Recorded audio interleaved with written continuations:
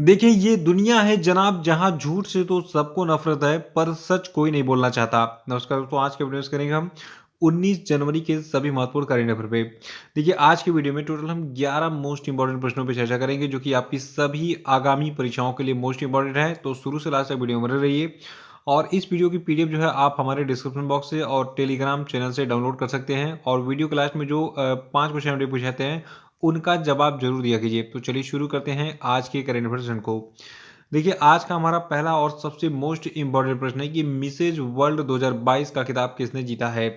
तो देखिए, जो आपका मिसेज वर्ल्ड 2022 का खिताब है, इसको साइलिन फोर्ड ने जीता है। देखिए, जो आपकी साइलिन फोर्ड है, ये अमेरिका के ओहियो के ग्रांड विले की रहने वाली हैं और ये एक पेशेवर यानी कि प्रोफेशनल मेकअप आर्टिस्ट हैं।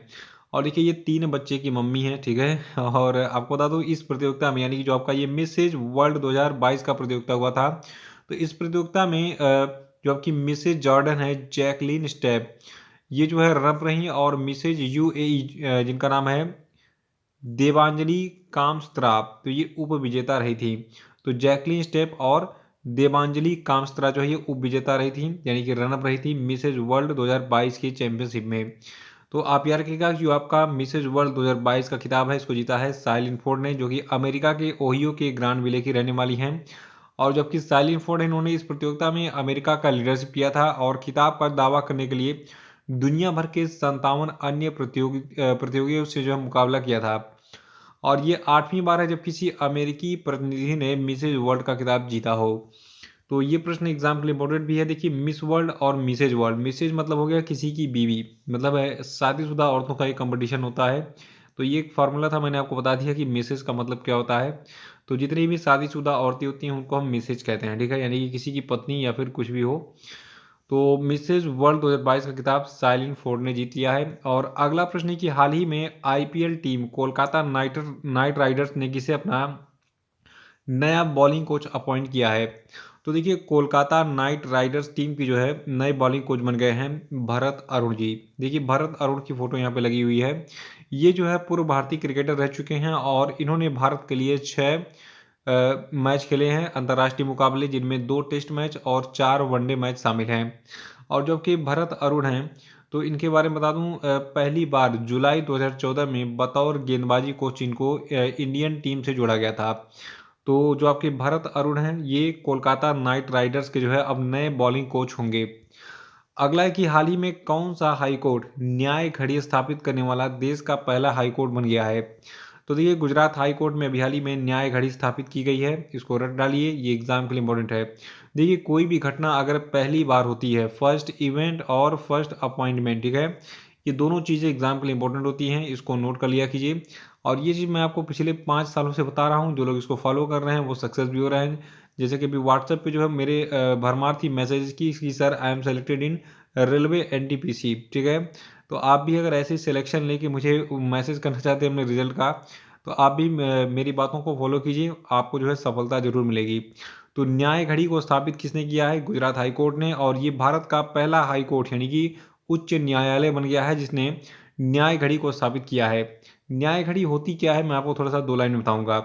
देखिए, जो गुजरात हाई कोर्ट है, ये न्याय घड़ी स्थापित करने वाला भारत का पहला राज्य बना है, जहां पर अब जो है अदालत परिसर के भीतर एक डिस्प्ले लगाया जाएगा, एलईडी दीवार होगी, जो कि बताएगा कि कौन से मामले का निपटान जो है हो चुका है और कौन सा मामला जो है अभी लंबित है। उस पर टाइमिंग वगैरह देगा, ठीक है, कि इतने बजे जो है ये फलाना केस की जो है सुनवाई शुरू हो चुकी है। जब वो खत्म हो जाएगा तो उसी टाइमिंग में दे देगा, फिर लिखेगा कि अगला केस जो है अब शुरू होने वाला है। तो ये बहुत ही अच्छी चीज़ है, लोगों को अब जो है किसी से पूछना नहीं पड़ेगा कि भैया हमारा नंबर कब आएगा, ठीक है।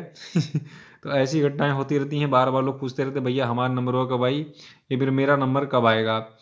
अगला प्रश्न है कि हाल ही में किस राज्य सरकार ने निजी क्षेत्र में स्थानीय निवासियों के लिए 75% नौकरियां आरक्षित की हैं।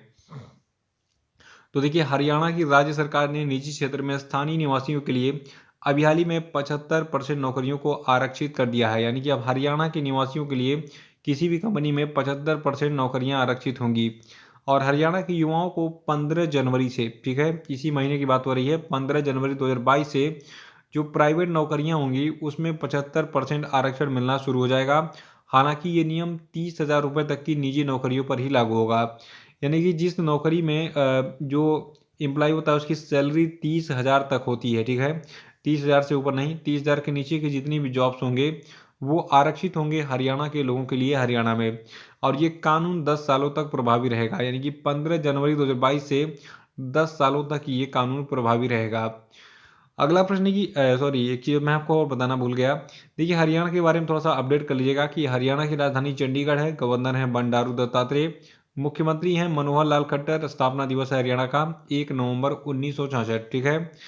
तो ये 4 पॉइंट आपको नोट कर लेने हैं। देखिए गवर्नर का नाम ही बदला है, बाकी मनोहर लाल खट्टर तो जमे पड़े हैं।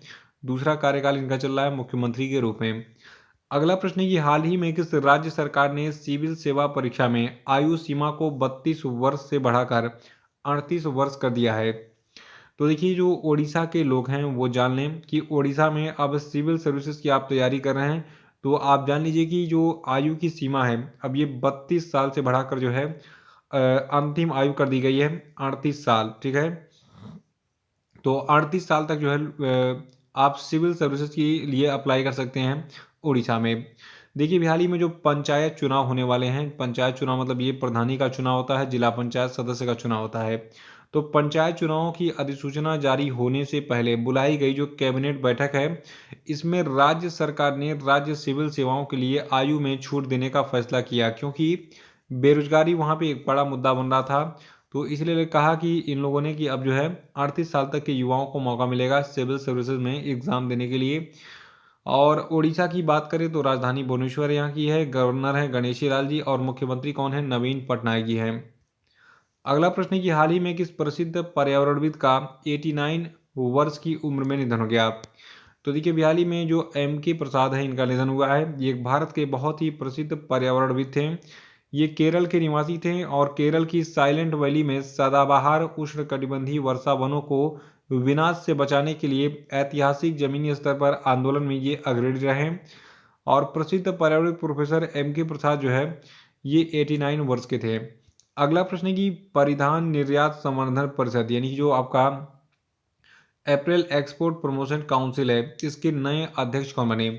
तो देखिए जो परिधान निर्यात संवर्धन परिषद है इसके नए अध्यक्ष बने हैं नरेंद्र कुमार गोयनका और इन्होंने इस पद पर डॉक्टर ए शक्तिवेल का स्थान लिया है। देखिए जो आपका एपेक है यानी कि परिधान निर्यात संवर्धन परिषद है जिसको आप अप्रैल एक्सपोर्ट प्रमोशन काउंसिल कहते हैं, तो ये कपड़ा मंत्रालय के तत्वाधान में भारत में परिधान निर्यातकों का आधिकारिक निकाय है जो कि भारतीय निर्यातकों के साथ साथ आयातकों अंतर्राष्ट्रीय खरीदारों को अमूल्य सहायता प्रदान करता है। और इसके बारे में दो चीज़ और याद कर लिए कि इसकी स्थापना 1978 में हुई थी और जो परिधान निर्यात संवर्धन परिषद है इसका मुख्यालय कहाँ पे है, हरियाणा के गुरुग्राम में, जिसको पहले गुड़गांव के नाम से जाना था। और आठवां प्रश्न की 9वीं महिला राष्ट्रीय आइस हॉकी चैंपियनशिप यानी कि नेशनल आइस हॉकी चैंपियनशिप 2022 का जो आयोजन है ये किस राज्य में किया जा रहा है। तो देखिए 9वीं महिला राष्ट्रीय आइस हॉकी चैंपियनशिप 2022 का जो आयोजन है इसका आयोजन किया जा रहा है हिमाचल प्रदेश में। और हिमाचल प्रदेश में इसका जो आयोजन है ये हिमाचल प्रदेश के लाहौल स्पीति जिले के आइस स्केटिंग रिंक काजा में किया जा रहा है। और आपको बता दूं हिमाचल प्रदेश में पहली बार राष्ट्रीय स्तर पर आइस हॉकी प्रतियोगिता एवं विकास शिविर का जो आयोजन है ये किया जा रहा है। और इस मेगा इवेंट में हिमाचल प्रदेश, तेलंगाना, लद्दाख, आईटीबीपी लद्दाख, चंडीगढ़ और दिल्ली की टीमें भाग ले रही हैं।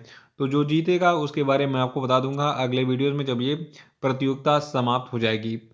नवा प्रश्न की हाल ही में किस देश के पूर्व प्रधानमंत्री तोशिकी कैफू का 91 वर्ष की आयु में निधन हो गया। तो देखिए जो आपके तोशिकी कैफू हैं ये जापान के पूर्व प्रधानमंत्री थे और इन्होंने 1989 से 1991 तक पीएम के रूप में काम किया था। इनको 1991 में फारस की खाड़ी में समुद्री आत्मरक्षा बल भेजने के लिए जाना जाता है। देखिए जापान की बात करें तो जापान के वर्तमान में प्रधानमंत्री हैं फूमियो किशिदा। राजधानी टोक्यो है, क्षेत्रफल है 37795 किलोमीटर, ठीक है। और यहाँ की मुद्रा क्या है, जैपनीज येन है। अगला है कि हाल ही में किस राज्य के पेंच टाइगर रिजर्व में सुपर मॉम या फिर जो है कालर वाली नाम से जो मशहूर 17 साल की एक बाघिन का निधन हो गया। तो देखिए 17 साल में तो मानव जवान होता है लगभग 17-18 साल में, लेकिन एक बाघिन थी जिसने 17 साल की उम्र में कितने बच्चे 8 बार ये माँ बनी थी और 29 बच्चे पैदा किए थे, इसलिए इसको सुपर मॉम कहा जाता था। देखिए जो आपका पेंच टाइगर रिजर्व है, सबसे पहले आपको याद रखना पड़ेगा, ये मध्य प्रदेश में है और इसी मध्य प्रदेश के पेंच टाइगर रिजर्व में निवास करती थी ये सुपर मॉम यानी कि कालर वाली। तो आइए कालर वाली के बारे में जान लेते हैं। यहाँ पे इनकी देखिए अंतिम संस्कार इनका किया जा रहा है, इनकी फोटो दिख रही है। तो जो ये बाघिन थी कालर वाली, ये जो है सुपर मॉम के नाम से जो है ज़्यादा मशहूर थी। 29 शावकों को जन्म दिया था इन्होंने, जो कि एक रिकॉर्ड है। और इस बाघिन का जन्म होता पेंच नेशनल पार्क में साल 2005 में, और साल 2008 में ये पहली बार माँ बनी थी, यानी कि बच्चे को जन्म दिया था। और 2008 से लेकर 2021 तक इस बाघिन ने, मतलब ये बाघिन 8 बार माँ बनी थी और उसने 29 शावकों को जन्म दिया था। तो इसीलिए इसको जो है थोड़ा सा विशेष मत दिया गया है, याद रखेगा इसको। और ऐसे प्रश्न जो है एग्जाम में पूछे गए, इसलिए मैं आपको जो है ये बता रहा हूँ। 11वां कि हरियाणा सरकार ने किसे राज्य महिला आयोग का अध्यक्ष अपॉइंट किया। तो देखिए मेरे जितने भी हरियाणा के स्टूडेंट हैं वो बहुत ही ध्यान से इसको नोट करेंगे, बाकी सबके लिए इंपॉर्टेंट है कि राज्य महिला आयोग जो है हरियाणा का, उसकी अध्यक्ष बन गई हैं रेणु भाटिया। देखिए हरियाणा की सरकार ने एनआईटी फरीदाबाद की रेणु भाटिया को राज्य महिला आयोग का अध्यक्ष बनाया है। इनकी नियुक्ति 3 साल के लिए हुई है, यानी कि अब 3 साल तक एक ही नाम आपके काम आएगा। कि अगर एग्जाम में पूछा जाए कि हरियाणा राज्य महिला आयोग के अध्यक्ष कौन है, तो इनका नाम है रेणु भाटिया। तो ये थे आपके आज के सभी धमाकेदार प्रश्न, और अब हम बात करेंगे आज के सभी क्वेश्चन पे। तो वीडियो को लाइक कर दीजिए, फिर आगे बढ़ते हैं। देखिए पहला प्रश्न आपके लिए कि भारतीय महिला हॉकी टीम की नई कप्तान कौन बनी है। आंसर बताइए, नहीं पता है तो कल का वीडियो देखकर उसको रिवाइज कर डालिएगा। अगला है कि हाल ही में किस महान कथक नर्तक का निधन हो गया, नाम बताइए। नेक्स्ट है कि हाल ही में प्रधानमंत्री नरेंद्र मोदी ने किस तिथि को राष्ट्रीय स्टार्टअप दिवस यानी कि नेशनल स्टार्टअप डे के रूप में मनाने की घोषणा की है, बताइए। और अगला कि हाल ही में किस राज्य का जो आपका कुंभलांगी है, ठीक है, तो किस राज्य का कुंभलांगी भारत का पहला सैनिटरी नैपकिन मुक्त गांव बन गया है, बताइए। अगला कि अडानी पावर लिमिटेड के नए मुख्य कार्यकारी अधिकारी कौन बने, बताइए नाम। और अब हम बात करेंगे कल के पूछे गए सभी क्वेश्चन अपडेट के सही उत्तरों की। तो का पहला प्रश्न है कि हाल ही में डेनियल ओर्टेगा ने किस देश के राष्ट्रपति के रूप में 5वीं बार शपथ ली है, बताइए। देखिए इसका आंसर होगा निकारागुआ। और अगला था कि हाल ही में भारत ने किस देश को 900 मिलियन अमेरिकी डॉलर के ऋण की वित्तीय सहायता देने की घोषणा की है, तो ये देश श्रीलंका है। और अगला था कि 7 जनवरी 2022 को समाप्त सप्ताह में भारत का विदेशी मुद्रा भंडार कुल 878 मिलियन डॉलर घटकर कितना रह गया था, तो ये रह गया था 632.736 बिलियन डॉलर। और अगला था कि हाल ही में अगरतला और जिरीबाम के बीच उद्घाटन की गई नई जन शताब्दी एक्सप्रेस त्रिपुरा को किस राज्य से जोड़ती है, तो ये मणिपुर को जोड़ती है त्रिपुरा से। और अगला था कि हाल ही में खबरों में रहा वुल्फ ज्वालामुखी किस द्वीप समूह का सबसे ऊंचा शिखर है, तो देखिए ये जो है गैलापागोस द्वीप समूह का सबसे ऊंचा शिखर है, जिसका नाम क्या है, वुल्फ ज्वालामुखी। तो इसमें बहुत भयानक विस्फोट हुआ था, इसके बारे में मैंने परसों के वीडियो में बहुत डिटेल में बताया था। इसको परसों का वीडियो देख के रिवाइज कर डालिएगा, क्योंकि एग्जाम के लिए इंपॉर्टेंट है। इसमें जियोग्राफी भी है और इस प्रश्न में करेंट अफेयर भी है, ठीक है। तो इसी के साथ आज का वीडियो समाप्त होता है। जय हिंद, जय भारत।